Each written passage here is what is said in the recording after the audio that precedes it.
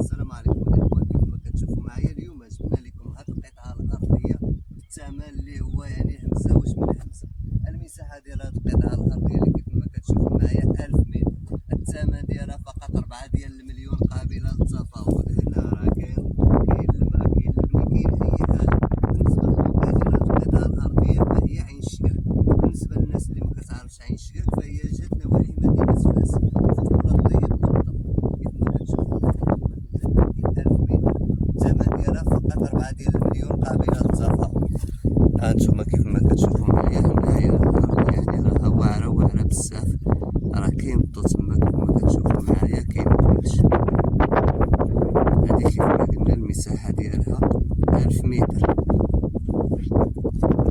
هادي 1000 متر كيف ما كتشوفوا معايا.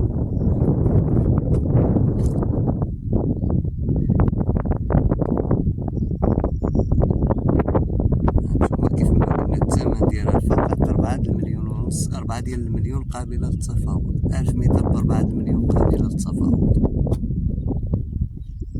كاين البني هنايا، كاين كلشي، باش ماشي الناس يعني يقولك هنايا راه غير الصخرة ولا هادي. هنا هانتوما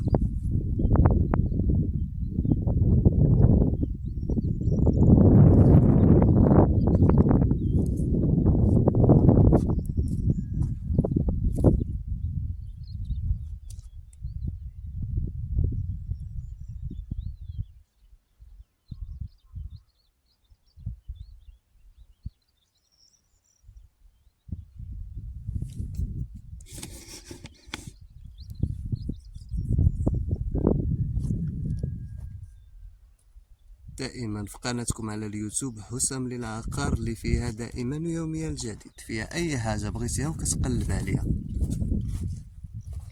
هانتوما الارض راه هي هادي هي الارض كيف ما كتشوفوا معايا. بالنسبه للطريق راها غادي تصوب، ها واصله حتى لعند هاد الطريق.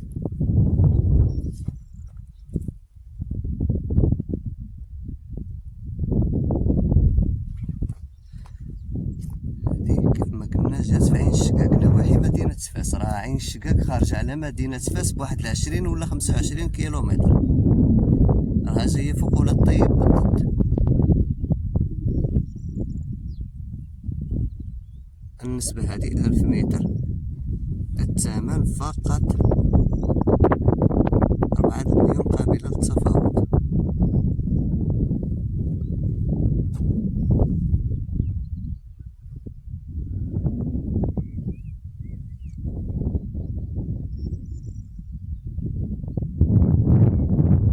السلام عليكم.